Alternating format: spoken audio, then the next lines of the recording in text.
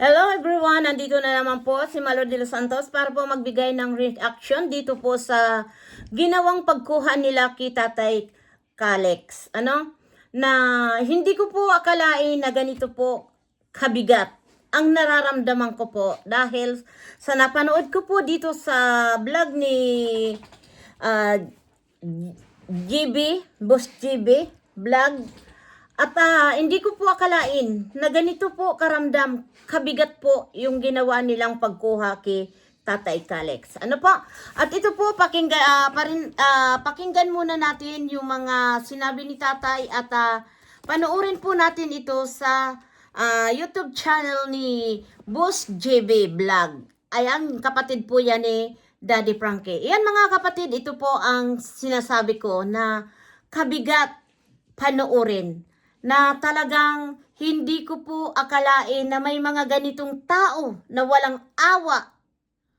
Yung gusto lang nila, yung kakapakanan nila, nasaan ang batas nyo? Na kahit 84 years old, wala na kayong awa. Na alam nyo yan, nakatira lang siya dyan para aalagaan, para gamutin, dahil iyan po ay pinaoperahan ni Daddy Frankie ng kanyang team, inaalagaan. Bawat oras, pinapatakan po. Every 2 hours po, pinapatakan ng gamot. Pero ano po ang ginawa nyo? Ayan po, pakinggan po natin. Ayan, wala tayong magawa, kundi sumunod talaga.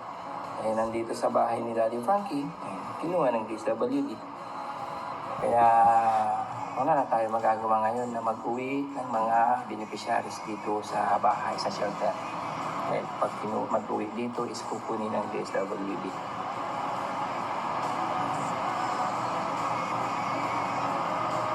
Hindi ko rin maintindihan talaga mas marami pang dapat unahin yung mga nandiyan sa bayan na mga walang guardian.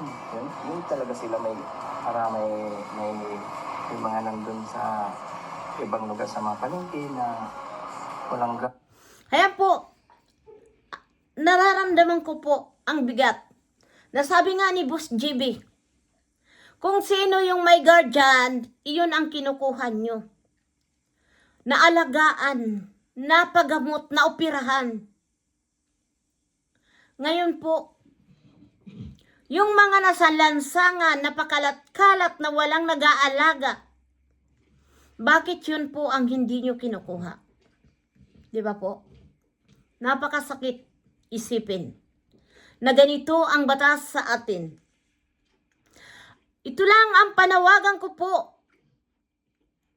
sa kataas-taasan ng DSWD. Sir Rapi Tulfo, isa ka pong taong napakabuti at matulungin sa ating mga lulo. Mga kababayan natin na naaapi. Si Rapi Tulfo,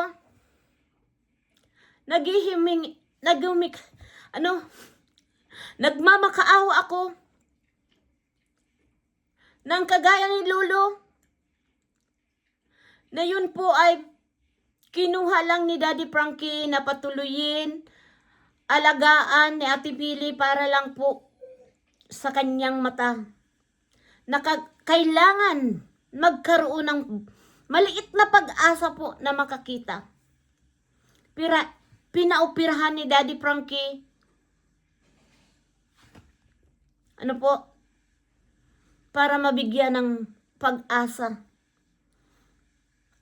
Na kahit ganong kaliit na pag-asa, gusto niyang makakita muli. Dahil si Tatay Kalex, wala siyang pamilya, wala siyang asawa, walang anak. Nandyan sa gitna ng bukid, nakatira. At mayroon lang pong nag-alaga na mabuting tinatawag niyang amo. Nasaan po ang awa niyo sa isang matanda Sir Rex Gasalian. Please, kung mapapanood mo ang mga upload nila Daddy Frankie, ni Boss JB Vlog, panoorin niyo po. Kaawa-awa ang isang matandang kagaya ni Tatay Calix. Pakinggan po natin ulit. Yung dapat ang kukunin nila, samantalang ito may guardian. Hindi talaga yung ano.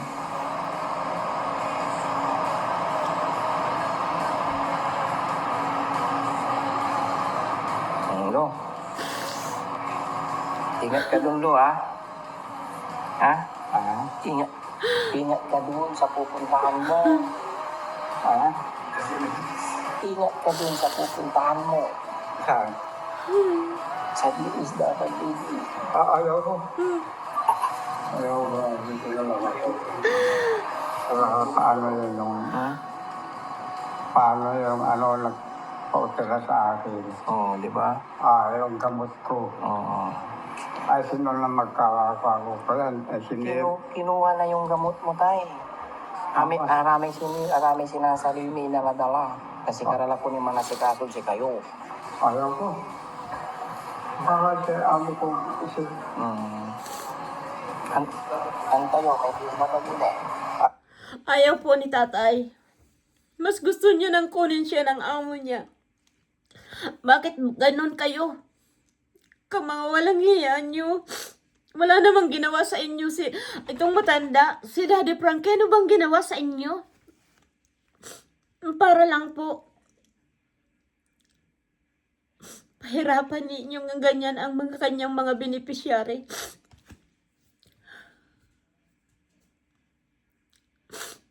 Nasaan ang awa?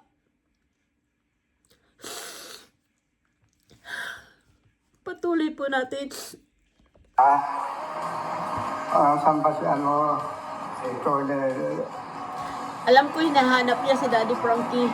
Yan mga kababayan, si Tati Calisto. Ayaw ko. Paano wala lang ka? Tabalaan ako. Baka pabayaan ka. Patay naman ako. Dito, alagang-alaga si tatay. Alawan ako si Nela. Pati pag-ihi ko. Magbawas lang ako. Ayaw ko. Makiusap ako kay dito ako. Hindi ako aalis. Hindi ka alis, tay. Matanong gawin sa akin dito na siya nagtumulong sa akin. Noon pa. Noong pang-araw yun, nagtumutulong Yan mga kababayan, si Tatay Calisto, ayaw daw talaga sumama. Yung araw pa. Yung mga tao dito ay, Alam niyo po mga kapatid, alam niyo yung mga tao dito ay super excited na rin. Siyempre pag ganun ay mayroong kasalan. Kaya kita nyo, mayroon na... grabe po. Hindi ko rin maintindihan talaga eh. Mas marami pang dapat unahin yung mga nandyan sa bayan na mga walang guardian. Yun talaga sila may mga nandun sa ibang lugar sa mga palengke na walang guardian. Yung dapat ang kukunin nila samantalang ito may guardian. Hindi talaga yung ano.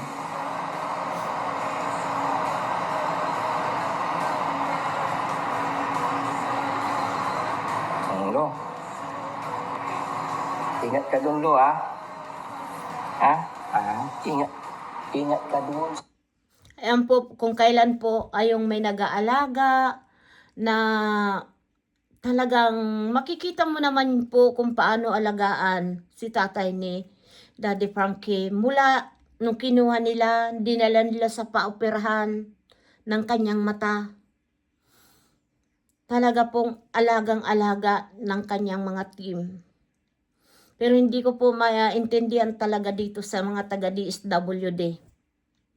Bakit pinag-inita nila si tatay? Wala silang patawad, wala silang awa. Ganito po kay tatay.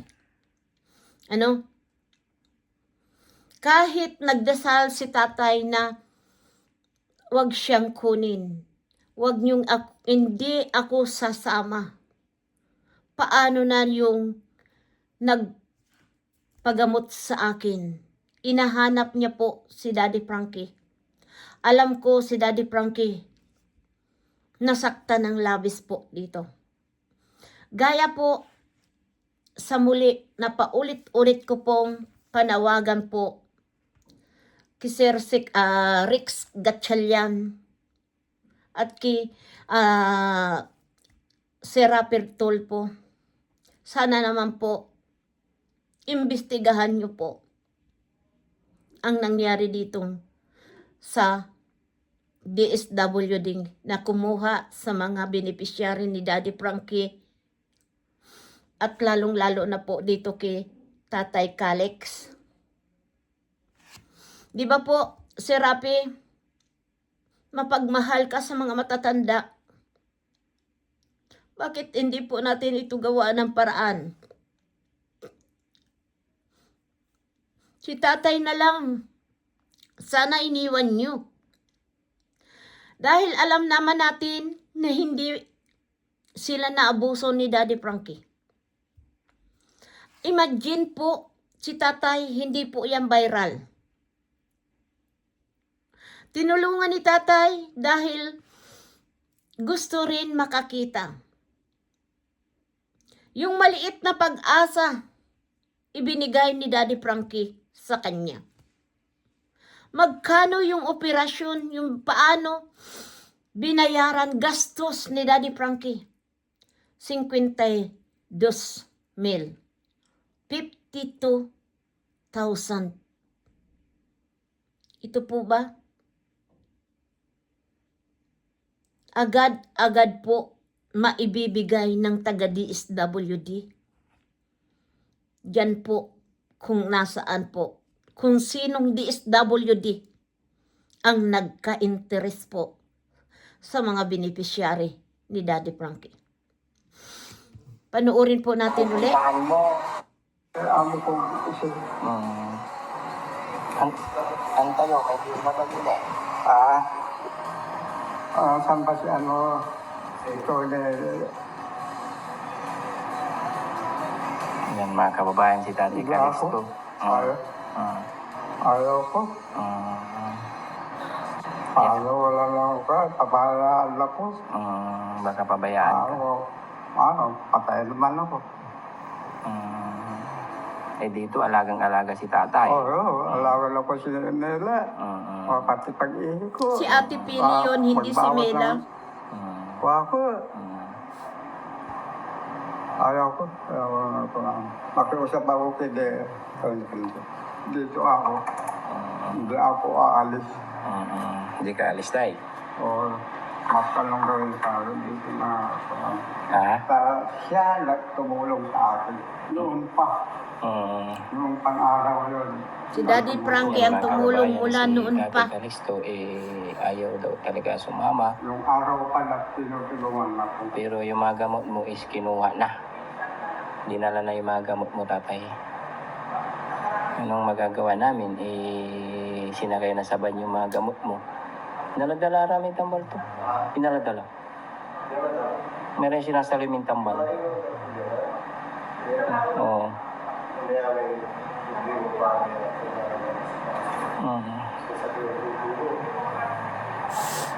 Nakakalungkot naman kay Lolo. Ayaw eh. Wala tayong magagawa, Lolo. Wala tayong magagawa. Ayaw ko ba? Hindi ko alam.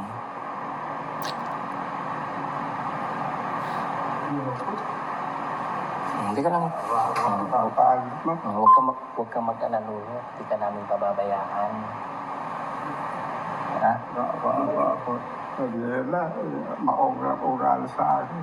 Paano tumaya ako? At paano tumulong sa akin to? Huwag ka mag-alala, Lolo. Hindi ka namin pababayaan. Nandito kami, Daddy Frankie. Hindi ako alis. Yung araw pa tinutulungan ako. Itulit lang.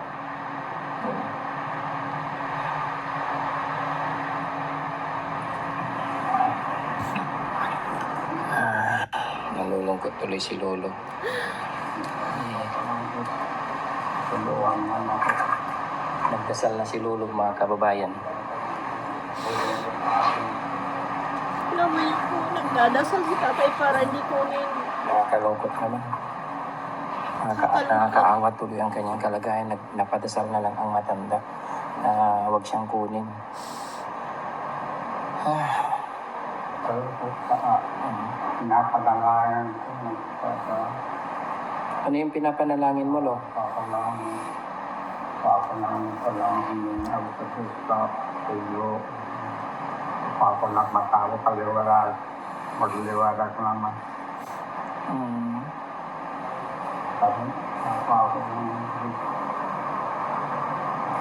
Alam mo, nakakaawa dahil mas gusto niya nang kunin siya ng amo niya kaysa sa dalhin siya ng DSWD. Yung mga kababayan, si Tatay Calixto napadasal para hindi na lang siya dalhin ng mga Tingnan mo. bisita namin ngayong araw na to. Kasi dahil dito daw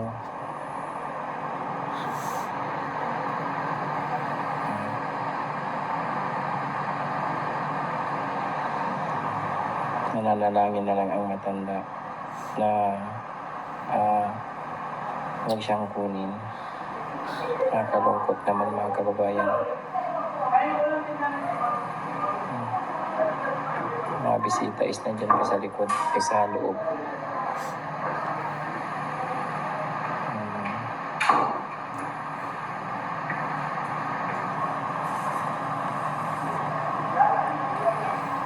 Huwag ka mag-alala, Lolo, Yung kasama ko lang, hinihingan ko, kaya ko pinagsalawat.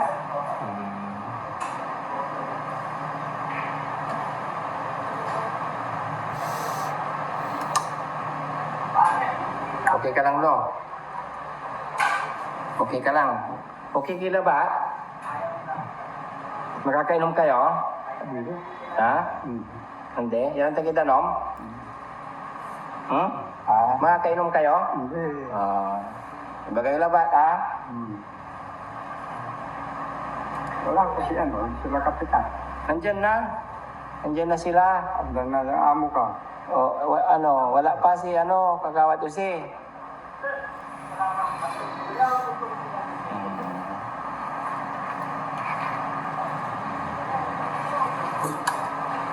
Nag-aalala na tuloy ang matanda.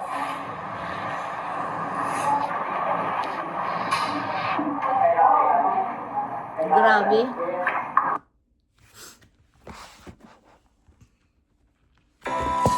Ayan mga kapatid, hanggang dito na lang at yun po yung kalagayan ni tatay na yung kinuha po siya ng mga taga DSWD. Mas gusto niya pong sumama na lang doon sa kanyang amo.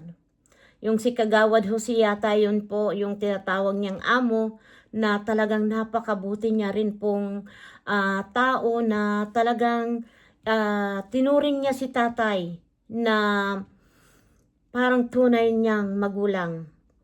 Kaya alam niyo po mga kapatid, ito yung nakakadurog ng puso na bakit ganyan ang mga taga DSWD na wala naman ginawang masama si Daddy Frankie para lang po tumulong sa mga kababayan natin na nandyan, ng mga palaboy-laboy sa lansangan. Kagaya po ni La Junjun at GR, si Bandam. Alam niyo po, hindi ko po talaga maintindihan mga kapatid. Kaya mga viewers na mga nagmamahal, na patuloy nagsusuporta kay Daddy Frankie, please like and share po natin to para po makarating sa ating mahal na Pangulo, Sir Gatchalian, Rex Gatchalian, at higit sa lahat Sir Rapi Tulfo, para po imbestigahan po ang mga nangyaring ito. Dahil alam natin na si Daddy Frankie po walang masamang ginawa sa ating mga benepisyaring, mga sinusuportahan. Tumulong lang. Pero bakit pinag-initan ng mga taga DSWD? Kung sino man po kayo, sana makatulog kayo ng mahimbing sa inyong ginagawa. Dahil kaming mga nagsusuporta dito kay Daddy Frankie aaraw-arawin namin po kayo. Lalong-lalo na dyan po sa kumuha kay Oliver. Mga kapatid, hanggang dito na lang. Suportahan po natin si Daddy Frankie at si Boss JB. Panuorin niyo po ito, ay nandun po ito sa vlog ni Boss JB po kung papaano po nila kinuha si Tatay Calix. Nakakaawa. Nakapagdasal yung matanda na sana daw po hindi siya kunin. At ayaw niya daw pong sumama. Kaya inahanap niya po yung kanyang amo. Alam ko po yun.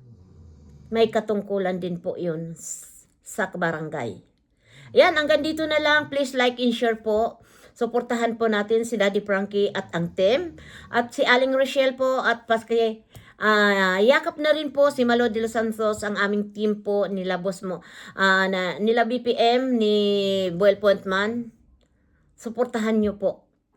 At nandiyan kami po, mangangalampag sa kataas-taasan po ng DSWD. Marami pong salamat sa inyong lahat. Mabuhay po tayo at mabuhay si Daddy Frankie po.